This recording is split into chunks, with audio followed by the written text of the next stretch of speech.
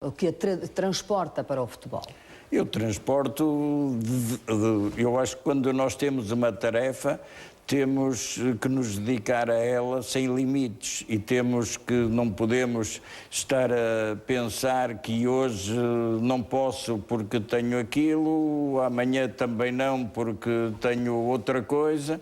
Acho que quem quiser levar as coisas a sério tem que ter uma grande paixão, porque se for só um excelente profissional, não tem. Essa sua paixão é muito diversificada, é uma paixão também pela poesia, pela literatura, pelas pessoas, creio eu, que o acompanham na sua vida familiar. Claro. Como é que convivem estes dois Pinto da Costa dentro de si? Por um lado, o homem do futebol tem um discurso futebolístico, muitas vezes de confrontação, muitas vezes de provocação, muitas vezes também em defesa daquilo que é o seu clube, e o Pinto da Costa sensível, um Pinto da Costa que gosta de poesia, que gosta de literatura. Tem que se distinguir as coisas, porque quando se está a tratar de, costuma-se dizer, conhaque é conhaque, não é? E quando se está... Mas um conhaque não vai enriquecer o outro conhaque? Eu não sei, porque eu não bebo bebidas alcoólicas. Mas quando... Não, eu acho que é preciso... A paixão não é um elemento essencial para si em todo o momento? A todo momento. Agora, naturalmente, se eu estou... Por exemplo, se eu estive aqui todo dia a trabalhar, se fui a casa para jantar e para pôr uma gravata azul, que estava com uma gravata escura, naturalmente que os momentos em que eu estou em casa não deixo de ter paixão. Agora, se eu tenho paixão pela minha mulher, eu não vou estar a falar com ela de futebol. Como se vier aqui para o futebol, não vou estar a falar na minha mulher ou nos meus filhos. Mas falou muito com a sua mãe de futebol. A sua mãe foi a primeira a perceber que o senhor tinha esse instinto para o desporto. Sim, mas não falava com ela, nunca falava de futebol. Eu tinha uma vez ou duas que me deu conselhos e uma vez, surpreendentemente, eu até conto isso num livro que estou a escrever do Campo do Lima, que era pelado e que ia custar vencer nesse campo. Não, na Constituição, não era? Da Lima. Estou a escrever um livro que é 31 anos de presidência, 31 decisões, que me convidaram, desafiaram para escrever isso. E eu conto lá que a minha primeira grande decisão, e difícil, foi de ser ou não ser candidato à presidência do Futebol Clube do Porto em 82. E quando eu estava realmente tinha que decidir e terminava e isto vai ser uma loucura, sou capaz, não sou capaz, a expectativa era enorme, tínhamos milhares mesmo de pessoas a insistir para que avançássemos, e eu na véspera de dar a decisão fui à casa da minha mãe e disse-lhe... O que é que há de fazer? Não, ela disse, eu ouvi na Bola Branca. Ela disse, ouvi na Bola Branca se vais ou não ser candidato. E eu disse, não estou muito inclinado. E a minha mãe disse, tens que ser, o teu destino é esse, tu sempre gostaste do Porto, se o Porto precisa de ti, acho que deves ser. E eu fiquei autenticamente estupefacto como é que ela, que não sabia nada de futebol, me estava a dizer, não vai, isso é tua paixão, o Porto precisa de ti, pelo que eu tenho ouvido e pelo que tenho lido. Agora, com ela nunca falávamos de futebol. O futebol é uma paixão de sempre, sim. Mas, enfim, hoje o futebol também não é o futebol, nem a gestão de futebol como era há 15 ou 20 anos atrás. Hoje é profissionalizado, há assado, há um plantel. A verdade é que a sua gestão do futebol, que também tem sido uma gestão rigorosa, mas o senhor tem, por exemplo, a formação, onde gasta, creio que, milhões, mas o seu plantel é quase todo estrangeiro. Porquê? Não vou dizer... Só tem 2 jogadores, praticamente, que são portugueses. Não, tem de mais. Que forma é que rentabiliza esses milhões que gasta na formação? Ainda no jogo da Vitória fizemos... Mas é pouco. É insuficiente para a formação que tem. 3 jogadores em 11 são quase 30%. É assim porque os bons jogadores portugueses é difícil de segurá-los, porque Portugal, além de não ter a capacidade de pagar o que pagam outros países, tem uma carga fiscal que... E os portugueses são mais caros? Os jogadores portugueses são mais caros? São mais caros. São melhores? São melhores, alguns são... Têm um valor de mercado superior no mercado internacional? Tem a ver-se, os grandes estrelas, grandes, onde é que o Real Madrid vem buscar os jogadores, onde é que o Chelsea veio buscar os jogadores, estão cheios de bons jogadores portugueses no estrangeiro. Portanto, esses jogadores é difícil mantê-los, portanto... Há que ir buscá-los a algum sítio, temos que ir buscar a mercados mais favoráveis e jovens talentos que se possam realmente rentabilizar e que nos vão permitindo... Portanto, forma-os e vende-os para fora? Vender não gosto do termo, cedo-os para outros clubes, porque naturalmente que o jogador vai ganhar muito mais e não tenho possibilidade de Já que estamos a falar manter. das contas, as contas da SAD, enfim, também são sempre à pele, digamos, apesar das grandes vitórias do clube e dos valores acrescentados dos últimos anos. Se não ganhasse tanto, acha que o clube, tal como existe, era viável, esta gestão? Eu não sei não sei, eu sei que neste momento é viável, temos o fair play que a UEFA exige para estar nas provas europeias alcançado já há muito tempo, não temos problemas, inclusive neste momento não temos necessidade de estar a vender o passe de qualquer jogador. Agora, se surgir uma oportunidade das chamadas irrecusáveis, tanto para nós como pelos jogadores, é evidente que o faremos. Portanto, está disposto a abrir mão de alguns dos jogadores do atual plantel? Não muitos, o mínimo possível, mas o problema é que é preciso, quando sai um jogador, eu vou-lhe lembrar, por exemplo, há 2 anos, saiu o que era considerado o jogador indispensável, que era o Falcão, e nós fomos campeões. Mas pode confirmar neste momento a saída dos outros dois, do Rames e do Moutinho? Não posso, porque não está concretizado. Posso só confirmar que há negociações. Agora, até o momento em que entramos para aqui, para esta agradável conversa... Mas não... essa proposta que está em cima da mesa confirma que é de 70 milhões? Não confirmo.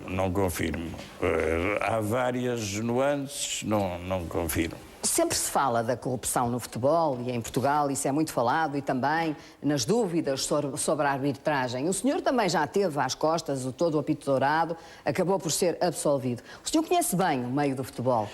Está em condições de me dizer se, na realidade, há muitas dúvidas sobre corrupção em Portugal? Eu espero que durante os próximos 20 anos se atribua aos árbitros a responsabilidade dos resultados, porque é sinal que perderam. E ninguém é capaz de vir assumir os seus erros e dizer que perdeu porque fez isto mal, ou porque um jogador falhou, ou porque o treinador teve uma má opção. Portanto, o que eu espero é que durante muitos anos se continue a falar disso, que é sinal que é preciso uma nuvem para tapar as derrotas e os insucessos. Agora, eu acho que se há campeonato em que se provou a seriedade do futebol, foi este. E vou-lhe dar um exemplo. Nós empatamos em casa com o Olhanense. Foi o único resultado negativo em casa. O guarda-redes fez uma grande exibição. Esse guarda-redes é nosso, era nosso. O Braga contratou o guarda-redes do Passos Ferreira, com quem estava a disputar o 3º lugar que dava acesso à Champions. Esse mesmo guarda-redes foi fundamental na ida do Passos Ferreira à Champions em desfavor da ida do Sporting de Braga. Portanto, isto são provas... Para dizer que foi um campeonato sério. Mas quando é que o senhor acha que pode algum dia regularizar as relações, por exemplo, com o Benfica? O senhor não tem pena disso? De ter uma situação de confronto tão grande com o outro clube, o grande clube de Lisboa? Não, eu não tenho um confronto... E, sobretudo, com o Luís Filipe Vieira. O senhor considera um inimigo? Não, considero uma pessoa com quem eu não quero ter qualquer relacionamento. Agora, inimigos, Em primeiro lugar, eu não tenho inimigos. E, em segundo lugar, eu não dou confiança a qualquer um para ser meu inimigo. Mas o senhor disse numa entrevista uma vez que não concorda que a estratégia dele é má, mas que ele até é boa pessoa, condescende a dizer que ele é boa pessoa. O que eu digo é que Deus o tenha muito tempo à frente do Benfica. Isso são os meus votos e com saúde.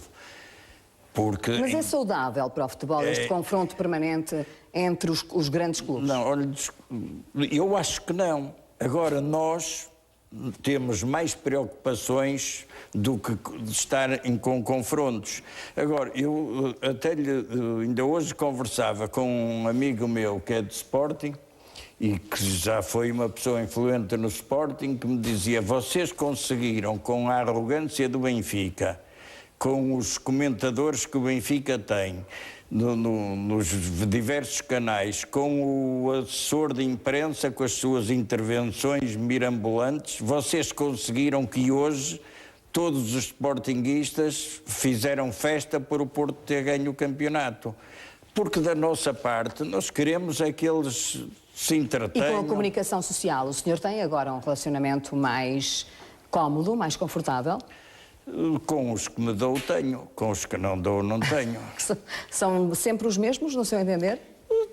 Têm-se mantido coerentes. Tanto eu em não aceitar a sua postura, como eles. Agora, eu não posso ter uma relação normal com um jornal, por exemplo, como a Bola, que o Futebol Clube do Porto ganha um título de campeão do mundo, e isso sai na primeira página em rodapé pequenino embaixo, dizer que o Porto ganhou a Taça do Mundo, e depois todo o jornal é uma entrevista com o treinador do Benfica.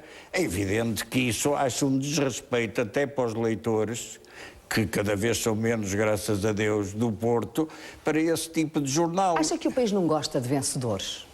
O país não gosta? O país... Acha que há um certo desprezo pelos vencedores? O país gosta de vencedores. Agora, certa comunicação social não gosta que vençam quem eles não querem. É isso que eu sinto, compreende? E a maneira como, por exemplo, são tratados os nossos êxitos e os êxitos dos outros são totalmente diferentes. Eu vou-lhe para compreender bem o ridículo e o fascismo, houve um episódio que para mim é fantástico.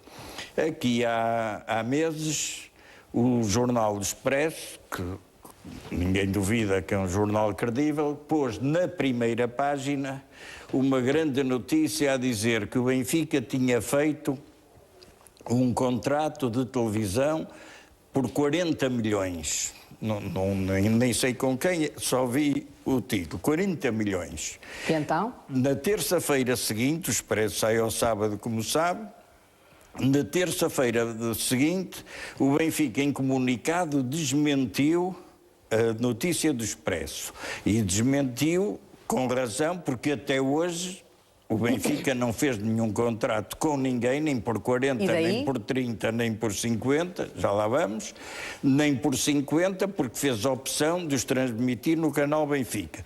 No mesmo jornal em que o Benfica, em comunicado oficial, desmentia a notícia do Expresso, no mesmo jornal, no mesmo dia, o Sr. José Manuel Delgado punha o Luís Filipe Vieira, presidente do Benfica, no quadro de honra, porque tinha feito um contrato impensável com a televisão que ninguém mais conseguia fazer. À parte disso, o senhor considera hoje que ainda há os de Lisboa, os do Sul e os do Norte? O Futebol do Porto acha que ainda é hoje uma frente de resistência a Norte? Não penso. Já ultrapassou essa fase? Não penso, nem ninguém pode pensar. E se alguém tiver visto, e muita gente viu,